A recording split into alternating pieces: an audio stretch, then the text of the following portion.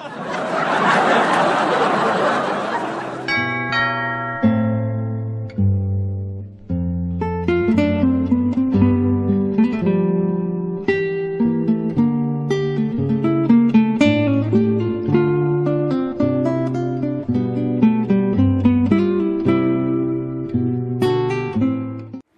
without further ado, I'd like to introduce Louise McDermott, and she's going to, Louise, and she's going to be presenting a talk that she's had prepared. I'd like to thank her too. She's introduced herself to our Historical Society, and I guess one of the instigating times for that to happen was when we had the Maylands Walk, and Louise conducted part of that tour talking about the sporting identities within around Maylands, and she also has some skills with regard to IT things, and we might be able to lift our game with regard to that and get some of her expertise with regard to the Historical Society, looking towards getting ourselves more online, but that'll happen in stages with the help of the city as well, to help us with the internet connection and all that. But it's all exciting times. We'll see what happens in the future with regard to that. So I'll hand it over to you. And I'll try and get that thing going. Thank you. Just hang on to that. Yeah, thank you. Okay, we'll just wait till the first of the pictures comes up.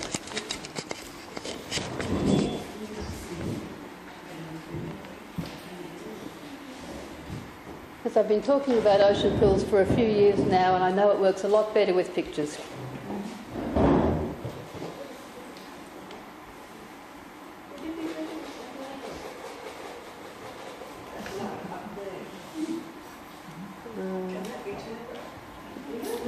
How to turn that light off? Oh, we'll see you, mate. I'll just Oh, no. Oh, well, I don't mind. I don't mind.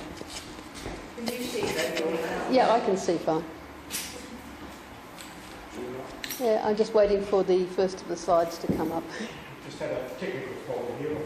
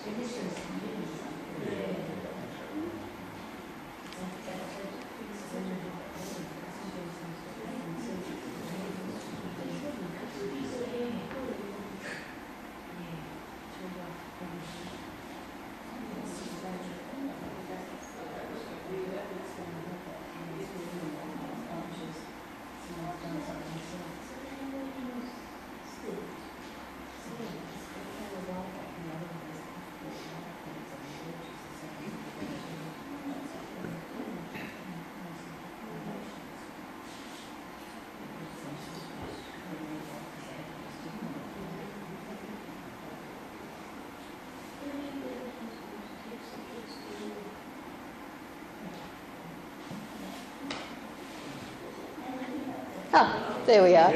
And you can see what I mean. It works much better with pictures. When we get pictures back again. Yeah. So I'm Louise McDermott. I'm talking about ocean pools. So these are places like this pool. This was my local pool for about 6 years. And you'd often go down there and see the kids. This practice is called chain surfing. They hang out on the chains. They get washed in and out of the pool by the surf. And they just keep Maroubra in Sydney. So that's Marne Pool. So that's a pretty typical of an ocean pool, and you can see the surf just coming in over the sides of the pool. So can I have the next slide, please? Yeah, so what is an ocean pool? Well, I made up the definition, so I can tell you. It's a public seawater pool. It's sited on a rocky surf coast so that waves can wash into the pool, like you saw in the previous picture. These are places that are pretty common on Australia's coast, particularly along the coast of New South Wales. I've photographed more than 100 along that coast. And also in South Africa. I can't tell you how many there are in South Africa. I can tell you I photographed 50 in the 3 weeks I was there, and I spent most of 1 week at a conference. So there are lots of ocean pools in South Africa. They're a lot less common in New Zealand, the UK, Ireland, and very, very rare indeed in the USA. Like I think there's one in Hawaii, and it's been closed since 1970. So ocean pools, the reason I had to make up the name is they go by all sorts of other names. Ocean baths, rock pools, tidal pools. And in South Africa, they're also called granny pools. Granny pools. Yeah. So I haven't heard that one so much in Australia. Yeah. North Beach? Watermans. Okay. So that's the next slide, please. Yeah, so I didn't grow up with ocean pools as a lot of people along the New South Wales coast do, because I grew up in Queensland in the 1950s and 1960s. And you don't find ocean pools along the Queensland coast because most of the Queensland coast is sheltered from the direct force of the surf by the Great Barrier Reef and then by the Great Sandy Islands. So there isn't very much of the Queensland coast exposed to the full force of the surf. So it has a shark problem, so we had shark netted enclosures in places like Moreton Bay, and of course further north there are the marine stingers, so there are stinger enclosures up in the tropics. But I had little exposure to classic ocean pools. But you also remember that in 1960s Australia there were very few indoor pools. There were so few indoor pools in Australia that when the Olympic team wanted to train swimmers during the winter, they had to go north to Townsville and swim in the Trebrook pool, because it was the warmest water pool that they could get to train in, and it was an outdoor pool. And at that stage, in the 50s and 60s, ocean pools are still being built in New South Wales. You can tell that I was attracted to rocky shores at an early age, because that's me in that picture. And where I am there, it's down at Coolangatta at Snapper Rocks. Now, if you're familiar with Queensland in the Gold Coast in the 1950s, 1960s, you may remember that the Jack Evans Porpoise Pool was a big attraction on the Gold Coast. Well, by the time I was growing up to that age, he'd moved south to Tweed Heads, but Snapper Rocks, where I'm playing around there, you now have a plaque in the car park to tell you it was the site of the original Jack Evans pet porpoise pool. And actually what he'd done, he had been a very enterprising person. He was looking after shark netting and trying to keep swimmers safe around that southern end of the Gold Coast. And he actually created an ocean pool, and he wanted it to be a pay-to-swim pool for people. People weren't very good at paying to swim, so it became more profitable to put porpoises in the pool, and people would come to pay to come and see the porpoises. And that worked very well until there was a big storm and all his porpoises got swept out to sea. And at this point he moved it south to Tweed Heads in a more sheltered location. But the original pet porpoise pool was in Queensland on Snapper Rocks. So next one, please. So when did I get to know the New South Wales ocean pools? Well, I was living in Queensland up till the end of 1979, so I sort of knew about the Bondi Icebergs pool in Sydney. And I'd been to Newcastle, and I must have seen the Newcastle ocean baths, but they didn't make a big impression. So it was really after I moved down to Canberra in 1980 that I actually got to know these pools along the New South Wales coast. And the first one I really got to know is this beautiful pool. This is the Blue Pool at Bermagui on the New South Wales south coast. So an area that's quite popular with day trippers from Canberra. And this one, you can see that in high seas this can be a fairly risky place to swim. This is the Ulladulla sea pool in a rather more sheltered location, but you can see by the time I'm photographing it, there are lots of signs to alert everybody to all the risks that you might encounter at this sort of pool. So Jack Evans wouldn't have had to worry about those signs, but now they do. So next one. But then I really got to know ocean pools a lot better after we moved from Canberra to the New South Wales south coast. And I was living in the Shoalhaven, and I was working for the Illawarra Waste Management Board. And we were doing community consultation on the regional waste management plan. And every little Illawarra township I went to visit as part of that consultation had an ocean pool. So they're very, very common in the Illawarra, which of course was a coal mining district. So many people who had a lot of skills at making holes in rocks. Okay. And they've been there for a while. This one, it's not the oldest ocean pool on the New South Wales coast, it's probably the second oldest. That's early 19th century. It's in Wollongong. It was a ladies' pool. And it was pretty easy to make that pool. They just put a few rocks from this side to that rock in the middle and from the other side. Because they needed this pool so that people would take the ship from Sydney south to Wollongong so the ladies could enjoy a season of bathing at this pool. And in the 1840s, this is a tourist attraction. Okay? But you can see the ladies are bathing. This is not a pool designed for swimmers. They're not swimming. Okay? Very few non-Indigenous people are much good at swimming in the early 19th century. Later on, Wollongong acquired a men's pool, and it acquired many more after that. So you can see the modern pool, you use all sorts of impressive equipment to try and keep these pools free of sand. You have to, of course, work around the tide to look after these pools. And the Illawarra is a place of very dramatic scenery, so you get these big cliffs plunging down into the sea. This is Coal Cliff, and you can see what a nice place this is to spend a day for persons of any age. So I got used to seeing that there were lots and lots of ocean pools on the coast of the Illawarra and further south as well. So the next slide, I started wondering how many of these pools there were.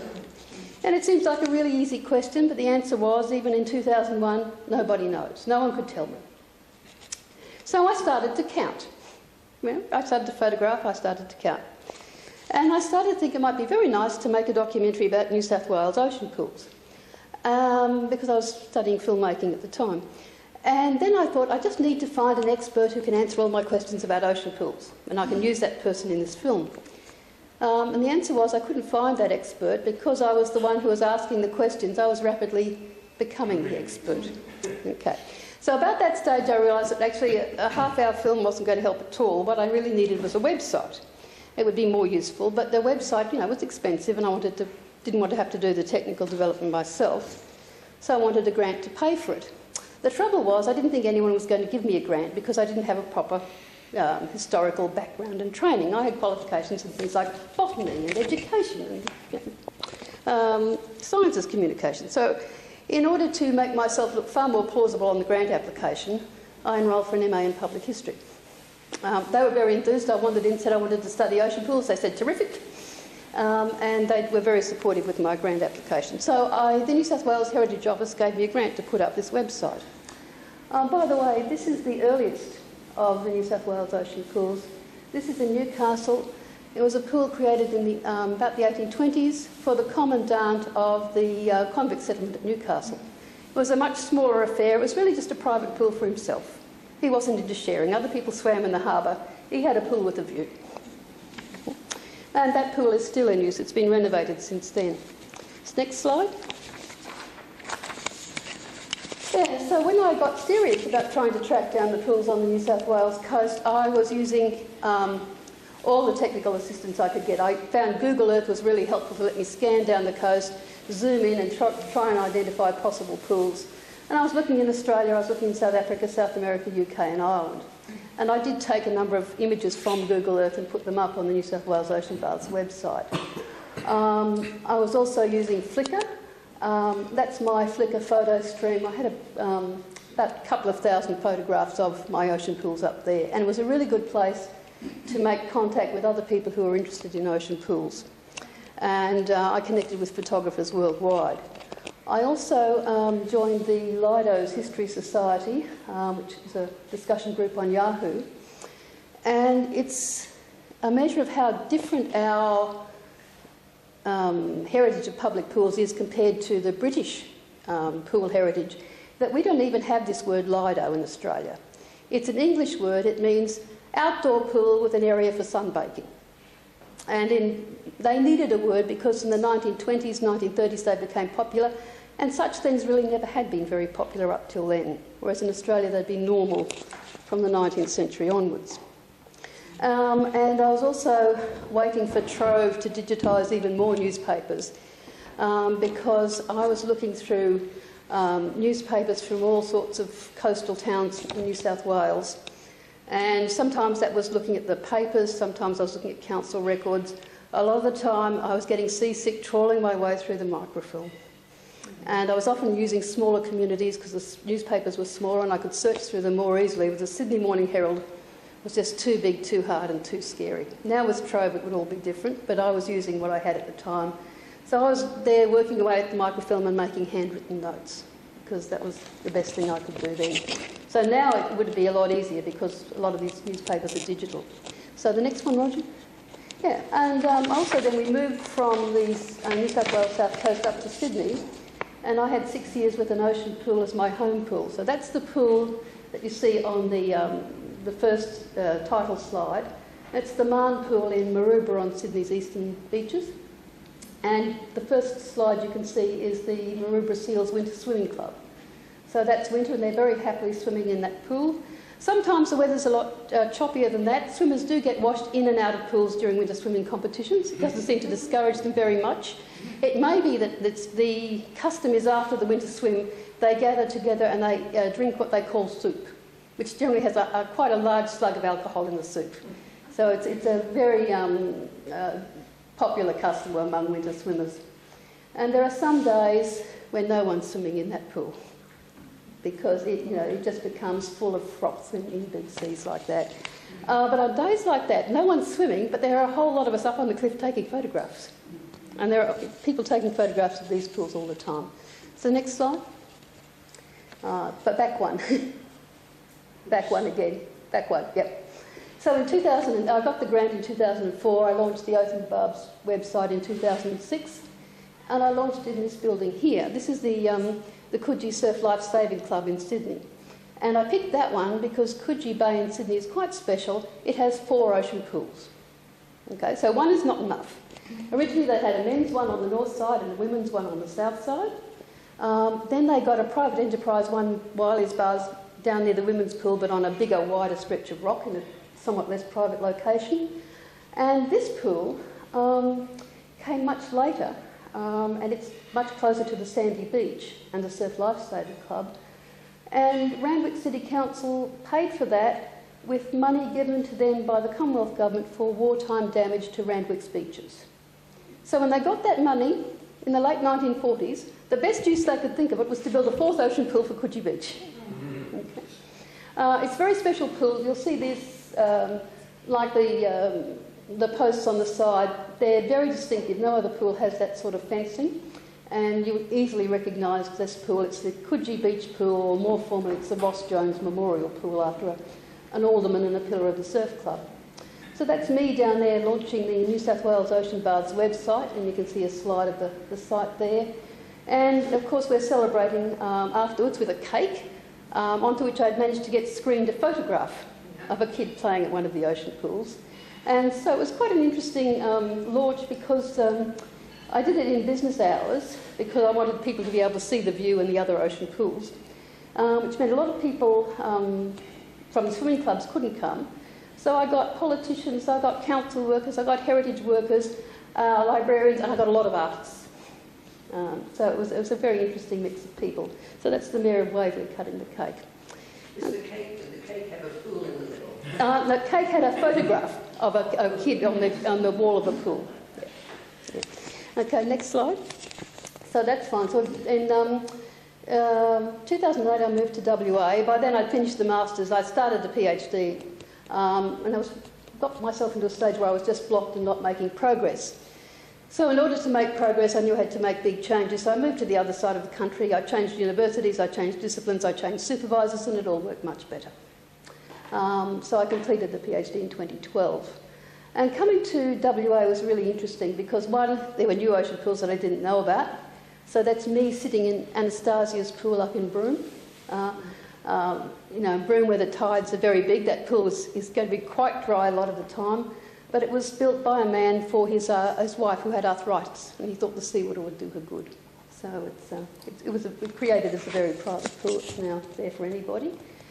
What interested me is that very few of the people I meet in Perth know about this pool that's buried in the sand at Bunbury Back Beach. which has obviously had been a very popular place in the interwar years as well. So it's quite well signposted. But clearly, sand, as we all know, can move quite a lot, and sand managed to fill that pool up to the point where it's unusable. The other thing that was really interesting about WA was that along the New South Wales coast, there had been no new pools built since the 1970s. The usual phrase that you use in heritage studies is that they are a type of facility no longer constructed. So there's no idea that they're going to construct any more. But at the same time, it would seem to be a highly sustainable use of a piece of rocky shore that gives people protection from sharks and rips, and allows them to quite happily share the rocky shore with the plants and animals that live there normally, including the venomous blue-ringed octopus, which usually have gone as an attractive feature by people who like ocean pools. Octopus are very well behaved, usually shy, don't cause anyone any problems. But what was interesting is coming to WA, and suddenly there's this debate and this idea that people might construct new pools. Now, I've been listening to the discussion about the Cottesloe pool, and I think I'll probably be listening to a lot more of it before anything definite happens there. But you can see that with all those that sudden spate of shark deaths, people had to look at ways to keep the swimmers safe. Now, you can't keep the surfers and the skin divers safe. They're too far out, they're too dispersed. But to create a safe space at the end of a beach where people can count on having a safe swim at most conditions of the tide and most conditions of weather, it does seem like a good thing. Certainly along the New South Wales coast, people say, yeah, the pools make a difference. On days when the beach might be closed, the pool is still working. So people don't feel they waste a day trip to the beach, that they'll always be able to get a swim at the pool, even if the surf is difficult or the beach is closed. Okay, so next one. And of course, by the time I got to WA, I'd also decided I needed to broaden the thesis out and show how the pools I was finding in Australia fitted in with pools elsewhere in the world. And, people ask the question, okay, if we've got so many in Australia, what about New Zealand? Well, the answer is one, New Zealand has far fewer shark attacks and has never had to take these things quite so seriously. So I can find precisely one ocean pool in New Zealand.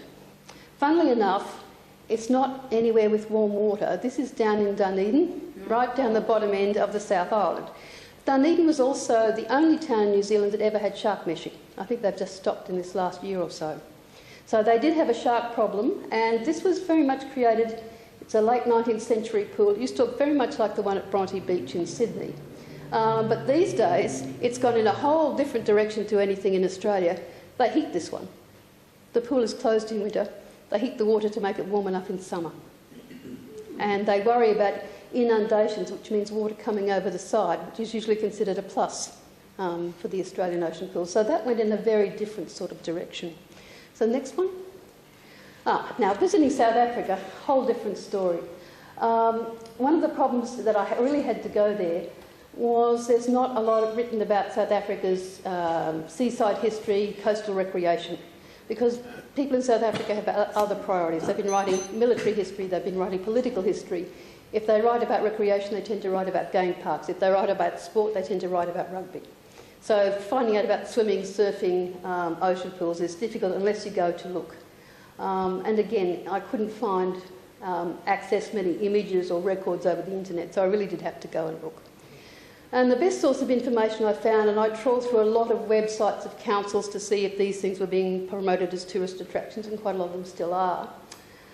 The best source I had was the South African Fisherman's Guide, because he drew maps of fishing spots and he often made reference to the ocean pools as landmarks or places to fish from. So that helped me locate the 50 pools that I found in South Africa. And you can see they're very interesting. This is South Africa's Brighton Beach. This is if you've been to Durban, this is out round Bluff. And you can see there's almost like a pier walking out to the pool. So it's architecturally very different to anything I've seen in Australia. This one is on False Bay, and it's just this big, wonderful ocean pool in a camping ground, totally unsupervised. You could just go in there, put your tent up, and you could have that whole pool to yourself. I suspect that the really peak holiday times you probably couldn't, but when we were there, it was no trouble. This one is interesting. This is in Hermanus, which is, again, on False Bay. It's now a whale watching resort. And it became a seaside resort when it was quite okay to just have rocky shores and no sand. because it doesn't have a lot of sand, it has a lot of rocks, and has a few interesting pools. This one is called the Marine Pool, which you might think is a pretty obvious name for an ocean pool. It's actually the Marine Pool because it's down below the Marine Hotel, and it was a pool created for its guests. And one of the very interesting things about South Africa is they have a completely different attitude to health and safety issues to Australia and the UK. So you can see they just say, swimming at own risk, please respect the environment, enjoy your visit, and there's a whole lot of things about how you should behave. So very different to all those signs at Ulladulla warning you about all the risks of being at the ocean pool. And then this is my favourite. I didn't see anything like this in Australia either. So this is Victoria Bay. It's still in the Western Cape. And here we've got a fishing pier in the pool. Okay, and it was very interesting because the day we were there, they caught a shark in this pool. Now, usually from the Australian experience, if there's a shark in the pool, it's usually there because someone put it there.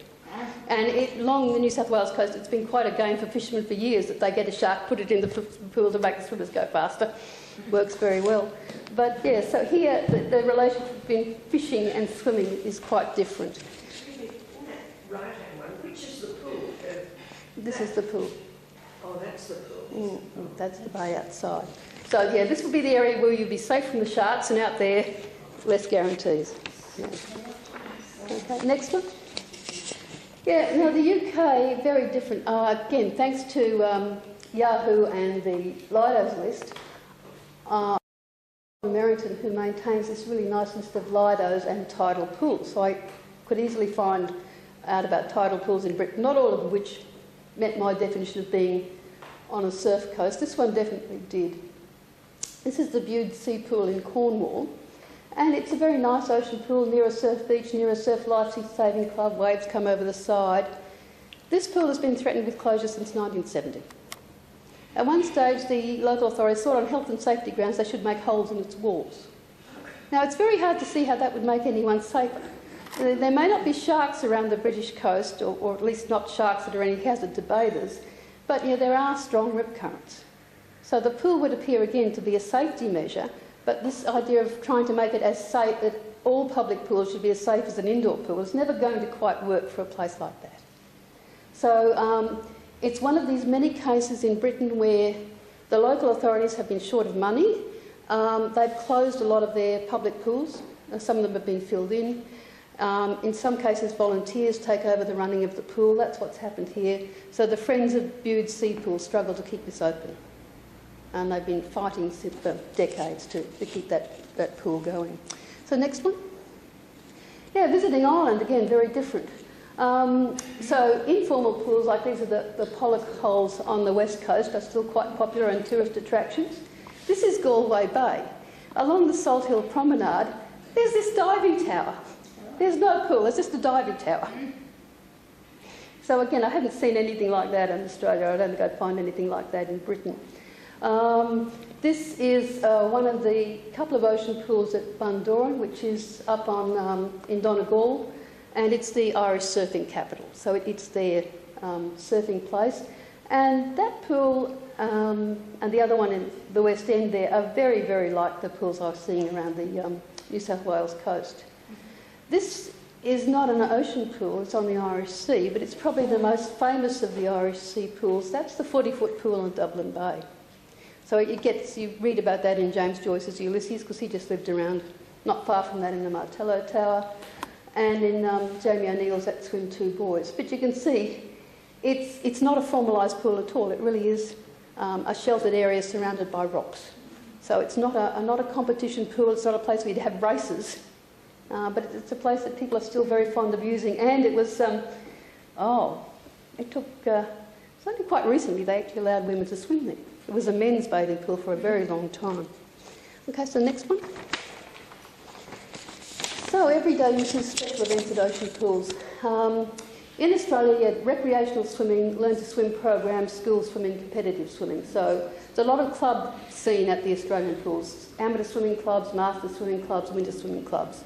You don't find that in South Africa. There's still bathing pools. You don't see marked lanes. I only found 2 out of 50. You don't see swimming clubhouses for swimming clubs, but you do find that in Australia. In Australia and South Africa, they're quite important for training surf lifesavers And you can see they're quite good places for training surf club nippers on fine days and on not so calm days. They're also places where you will find photographers and film crews quite a lot. If you watch Home and Away, you'll see the pool at Palm Beach coming into shots every now and then in the background. If you look at events like New South Wales Fashions Week, you will find that the models are parading at the Bondi Icebergs pool when it's been drained of water. So these places keep turning up in advertising for all manner of goods and services. There are also places where they're a part of triathlon. Open water swims often start from the walls of one of these pools. People train here. Personal swimming projects, people make it a plan to swim at all the ocean pools in Sydney or in New South Wales. And yeah, they're great places to spend a whole day. If I tried to take friends on a tour of the Sydney's ocean pools, I had usually a very big trouble to move them on past pool number 1. They'd say, can't we just stay here for the day? Yeah, they didn't want to move. Okay, so the next one. Yeah, and they're places sort of beloved by artists. This actually is a German book about Australian art, and it's the Bondi Icebergs pool up the front there. Interestingly, that's the only picture of ocean pools you find in that book on Australian art. But you will find art at ocean pools, so this sculpture on the edge, the seaward edge of this pool at Fairy Bower near Manly, is probably the nicest piece of art at ocean pools. A few others have sculptures, some have murals. You also find temporary installation, like this one Lizzie Buckmaster Dove did at one of the Illawarra pools. So she's arranged all of these rocks in a pattern. And she did this recent show called The Alchemy of Blue about ocean pools. She also did this interesting performance piece where she had women dressed in gold swimwear with gold swimming caps parading on the ocean pool, and she was filming that as part of this performance art. So in Australia, the best known ones would probably be Max Dupain, Newport, Jeffrey Smart painting the, and Peter Kingston painting Wiley's Bars at Coogee, Peter Elliston also at Wiley's Bars, Eileen Stark doing sculpture there. Ian Levy will come to later, he's a photographer, Ian Swift, Lizzie Dove, Steve Back, another photographer. So in Australia, these are very attractive places to artists. In the UK, probably Tessa Bunny's done a series on rock pools that's somewhat comparable. So let's go to the next slide. Okay, now this is some of the work by artists. This is Steve Back's one. You can see what a tiny little presence the ocean pool is. One of the things that's interesting about the artists is how much they show the pleasures of being in these places at night. And people who swim there say, yes, it is. I asked a friend who used to swim at one of the pools on Sydney's northern beaches, what's it like swimming in the dark? She said, black velvet. Just beautiful. So this is an Ian Lever picture called Moon Bather. And you can see there's the moon. And you can also see this is the Ross Jones pool at Coogee Bay. And a lot of his work is very romantic. This is a James Willebrandt painting, more or less inspired by the same pool, as you can tell from the posts. But what's interesting to me is he really sees it as a sort of shark dreaming, so that the stars are forming into the shape of the shark, the waves are coming in these really nice stripes, and there's a little person in the pool. And this one is just here because they're often places that people enter in photographic competitions. Endless photo of the day, all sorts of things. This is just one of the many photographic competitions that people send in pictures of ocean pools. If the Sydney Morning Herald has a photographic competition, they're sending in pictures of ocean pools. They send pictures of ocean pools in for anything because they're still considered to be beauty spots, not just public pools. So I think more photographed than probably any other type of public pool.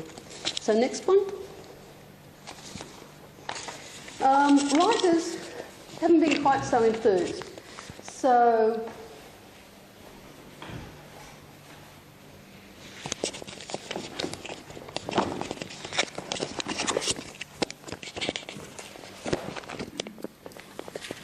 the best place to read about them is probably Murray Phillips' History of Australian Swimming. It has a very nice chapter on places where people swam. It mentions the rock pools. And it's a very good chapter because it uses 4 of my photographs, so I can really recommend that one. There are guidebooks still around. This one, Sydney's Beaches and Rock Baths. So they're still tourist attractions. Articles on them turn up in magazines like Coast Style, Coastal, Australian Traveller. There are fewer histories of any sort of swimming pool than there are of surf clubs, but the Bondi Icebergs managed to fund their own history.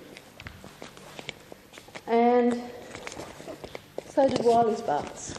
A somewhat slimmer volume, but still there. And again, artists like Ian Swift produced books. This one is called Sydney's Ocean Baths and Other Musings.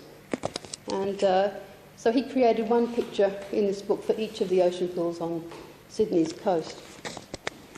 The interesting thing is that pictures of ocean pools turn up in all sorts of places where they shouldn't, like on the cover of this one.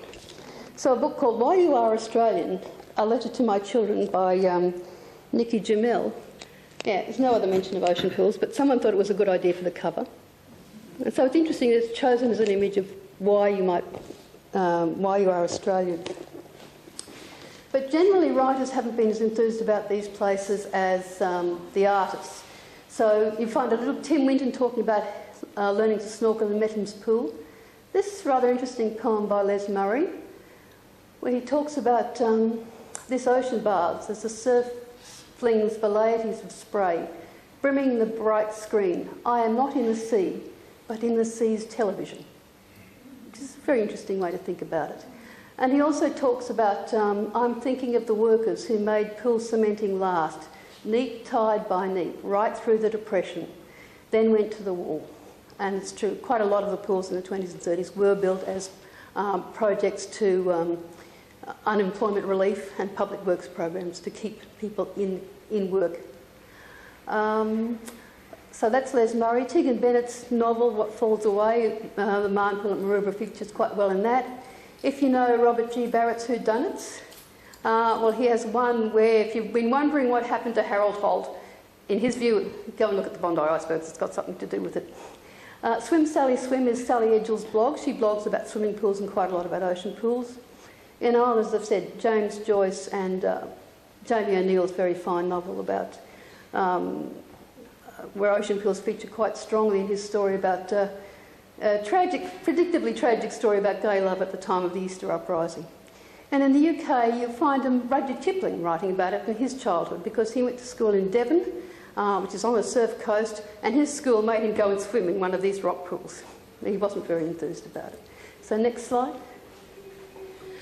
Yeah, so what am I doing about it? Well, yeah, I'm speaking tonight really in my capacity as the chairperson of All Into Ocean Pools, which is a recently formed non-profit organisation to promote the ongoing use, study and celebrations of ocean pools within and beyond Australia. So we're just getting ourselves organised. We haven't got a proper website up yet, but we've got a member management site up on Tidy Club, so a little presence on the web already. And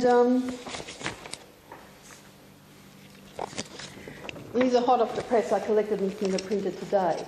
So our organisation is going to run Art and Literary Awards every year. So this year we are offering $1,000 for the best piece of art relating to one or more of Australia's ocean pools. There's a list on the back. And $1,000 for the best piece of writing about one or more of Australia's ocean pools. So we hope to encourage the writers to write more. I don't know why poets aren't writing about these places. So there's an example there of some artwork that Ian and I produced over the weekend. And Limerick, likewise, if you think you can do better, please enter for the $1,000 prize. So we also have the leaflet here about our association. And I'll be taking these up to the Sports History Conference in Darwin to let people know that the association is in existence, and we'll be making our first awards in December this year. So it's all happening. And I'd just like to go now to the last slide. Yes, and this is the wonderful big ocean pool at Merewether. Merewether is now part of the Newcastle City Council area. If you want to swim a 50-metre race, you swim across the pool. Okay, it's 100 metres long, and the kiddie pool on this side is 100 metres long, 100 yards long too, but it's only 35 yards wide. And you can see it's empty in this picture because the tide hasn't come in. And so this is the best limerick that Ian and I came up with. In the ocean baths down at Merewether, a large man wore only a feather. When told it's not cool to wear that in his pool, he answered, whatever, whatever. Now, we're sure you can probably do better than that. So we expect that a lot of people should be entering for our thing. So that's the end of my presentation. I'm very happy to answer any questions you might have. Are you a very keen swimmer?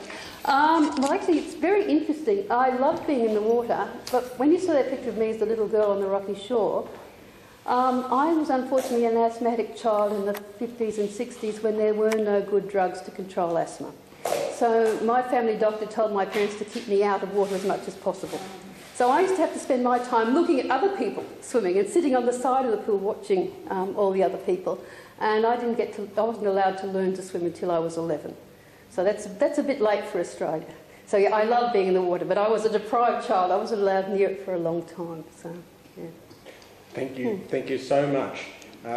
It's been a revelation with a lot of this stuff, but being from the West so much, it's the only experience I had of an ocean pool was in Dampier, where they put a sort of cage up, but I think it was okay, but a poor effort in many respects, and not used that much. Yourself, you've got a question? Question? Yes. Is there any cost saving in ocean pool as compared to what we have as our normal pools, which need chlorine and various other problems, costs? Do they just allow the ocean to change it every so often, or is it really working total? Bit of both. With the pools that are long established, in some cases where they're not very heavily used, the sea can take care of it quite a lot. So some of the pools at Cronulla, they just put a grader through once a year to shovel the sand out.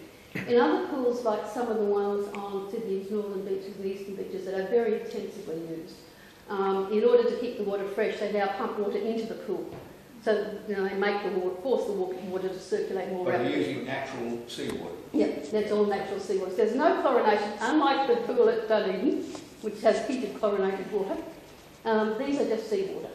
The main cost now, and so insurance is an issue, but councils that are hosting these pools also having to pay insurance to deal with their surf beaches, and these are safer places than an unpatrolled beach. So that cost can be worn. You'll find that the winter swimming clubs or the swim clubs will help out with repair and maintenance of the pool. So at my pool, which was Marn Pool in Sydney, it was getting quite slippery walking down to the pool. And the council said, look, we're not going to clean the algae off, because if we clean it off, it just grows back again, and there's no point, it's too expensive, and we can't do it. And the winter swimming club said, oh, look, we'll do it. They said, well, you'll have to use only seawater to clean it with. You can't use any chemicals. You'll have to use a high-pressure gurney. You'll have to do this. You'll have to show us the work method statements to how you're going to do all this. We'll have to get it approved. We'll have to get permission from the Department of Fisheries for you to move all the sea urchins out of the pool while you clean it. And do a few other things. And you have to promise to put those sea urchins back. Yeah, that's and they did all this. And they keep the thing at the pool, and they will keep the pool clean. Same with Wiley's Bards, local skin diving clubs often help out with these sorts of things. So it is expensive. Councils do feel that they'd like to, they do make noises about the high cost of maintenance, because you have to work around the tide. You really can't do anything else. And there have been some insurance claims, less now than there used to be before the Guy Swain case for that man who got injured at the Bondi Beach incident, where they changed the civil liability laws in New South Wales after that. So it hasn't been such a problem in recent years with the insurance. But yes, a friend in Wollongong just sent me an email clipping to say Wollongong Council was making noises about wanting to stop maintenance on some of these schools, and there was a lot of community resistance. Yeah. There is another situation that may vary too between currents. Now, Western Australia, I remember was great anguish at one time. I leapt in the water where I saw Jeanette and one of her friends having a wonderful time. There was no one else much around. This was at Coastside. So I thought, I was reading the book on there from the sand, so I thought, I better go on with the name. So I leapt straight in. and nearly died. I froze, and what I thought they were laughing, they weren't. They were howling with pain. So there is a difference. For instance, I've been up in Queensland and places, and the water's like going into saliva. It's just warm. Well, I'm from Queensland. I think that's nice and normal. But I've been in the water down at Jarrah on the New South Wales south coast in the Shoalhaven, and Ian will remember it was an absolute unbearably hot day. So we got into the water, and the bits of us that were out of the water were still unbearably hot, and the bits of us that were in the water were absolutely frozen. And there were people in there from Canada saying, "I've never been this cold in the water before." So yeah, you can get cold currents. Which can put off the need for like a natural pool. People may over here want heated pools in winter. But of course, a shallower pool is going to be warmer than a deeper ocean pool anyway. So yeah, the sun will heat the water up faster. With those environmental concerns you mentioned, it'd be almost impossible to build a pool today, wouldn't it? To blast it out. That's why I'm so interested in what's happening here in WA, because in New South Wales the development approval process did just get to the point of making things too hard. There are still places like Stanwell Park in Illawarra, Port Macquarie up on the north coast, where people would like to have ocean pools. But the Port Macquarie pool just got tangled up in development approval processes, and it was just too hard. I think people have given up. So it really is, there is no natural physical reason why you can't do such things. It really is that we have chosen to make a set of rules and regulations that make it impossible, time-consuming, and terribly expensive for people to attempt this anymore. Whereas when these pools were created, you could just put a notice in the newspaper say, please be aware that if you hear loud noises over the weekend, it will not be the British fleet. It will be the volunteer working party under so-and-so blasting away to make the pool. And that was all you had to do. And because in the mining areas you could always come across people who knew how to work rock, people who could get hold of dynamite. And in some cases they were happily blasting away for a couple of weeks. It wasn't disturbing anybody. When the earliest of these pools were created, they were reworking the entire coast to make it safe for shipping anyway. So they were doing harbour works that were on a scale far out class in these, quite trivial safe harbours for human swimmers and bathers. So, they were creating harbours. Most of the New South Wales coast apart from Sydney has terrible harbours. They were having to improve harbours at Newcastle and all the Illawarra towns, Wollongong, Clayton and Shell Harbour. So almost anywhere where they needed to have safe places for shipping, they had to do quite extensively working to the coast. It was a pseudo pool down at South Beach in the 40s and 50s, probably in the 30s, and that was a result of the worry about sharks. But it was also close to an abattoir, wasn't it? Yes, we do that. And but the point about it was it was extremely popular. People, we used to get on the train here, and the train stopped conveniently at South Beach, and that was one of the great outings for the kids of Maylands. We'd go down to South Beach because it was safe, and that basically was the same as a rock pool. Yes, it was more of an enclosure, but yes, It was to make a safe place. Yeah. Up north, the tide can rise up to 8 metres rise and fall, and the water goes so far out it's miles out to walk. So wonder they haven't made more tidal pools to capture the water at high tide so you can swim. And I also have a friend up in Darwin who tells me, did I know that at one stage Darwin had a terrace pool? It had 3 terraces that were filled with water at different stages of the tide.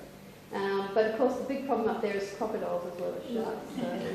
So, other issues to be dealt with, and that pool is no longer in use. But so they did have some thoughts, but now what really makes the difference is the price of water.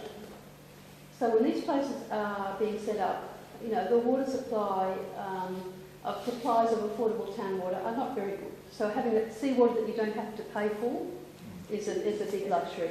It's really after World War II when we start to get a lot of attention to water supply and sewage.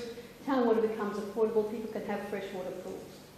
Part of the reason they're having to put freshwater pools in is that the coastal waters and the inland rivers are all becoming polluted.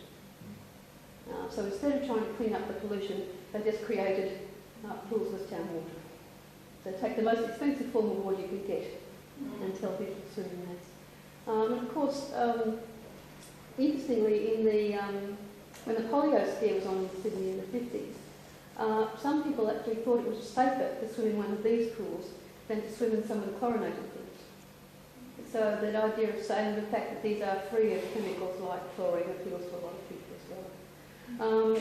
The one at Cronulla, there's the free pools between North Cronulla and South Cronulla. And the modern one is the southernmost one. The middle one is a 1930s pool where the walls have fallen in a bit. But it's a very popular pool for people with disabilities. They really like that pool. They were prepared to clamber across the wet rocks in order to exercise in that pool. And you can see in terms of hydrotherapy, being out in the air, looking up and down the coast, enjoying the seawater, it's much nicer than being in a hospital hydrotherapy pool. So, they have a appeal to quite a wide range of people. And that cold, interestingly, the Winter Swimming Club really does start, well, it starts with the Bronte splashes first and then the Bondi icebergs. And they make it fashionable. It seems to be heroically masculine to swim in very cold water, wearing only budgie smugglers and a silly rubber cap. And even women start to become interested in doing this activity. So there are mixed clubs, there are women's clubs, there's a few men-only clubs. And that really, the fact that people then started to use these pools all year round, whereas until the 50s, very few people used them other than in the summer swimming season, made quite a difference. And the winter swimmers often then started to become the sort of the custodian of the pool because they were there all year, rather than the amateur swimming clubs, which were focused on younger people rather than adults, and than the surf lifesaving clubs. The surf lifesaving clubs also started a number with the swimming clubs because they'd swim on a Sunday and there's an excuse to open the bar at the surf lifesaving club. So the alcohol plays quite an interesting role in the development of these places. Any other questions? That's what Rotan put. Why does it look brown? Oh, this is because this is the children's school at Merriweather, and it's the sand. Oh, The that's water sand. will come in here and fill it up, and it will look like that. Oh, I see. Yeah. But that's the children's pool. It's 100 yards long, 25 yards long. And so, because at one stage they had the idea that an Olympic pool had to be 100 yards long, not 50. So Merriweather's 100 yards long, Newcastle's 100 yards long. This was also a quarry because in the 20s and 30s, motor vehicles are becoming far more frequent. The councils are having to upgrade local roads to cope with motor vehicles. The metal for the roads at Merriweather came out of that pool. So it was used to improve a whole lot of the local roads. So it was an incentive to keep making a bigger hole. So you made more roads and you got a bigger pool, and kept more of the guys in work for longer. So it was very much a win-win situation. So it's just sand now because the tide's gone out, Yep. and it's just waiting Yep. for the water to Yep. come in again. Yeah, so it's you not go back to that. now. Yeah. So it would come in and out twice a day. You'd pick the time to go. You would pick the time to go, yeah. Thank you. Yeah. Once again, thank you very, very much. Very pleasant.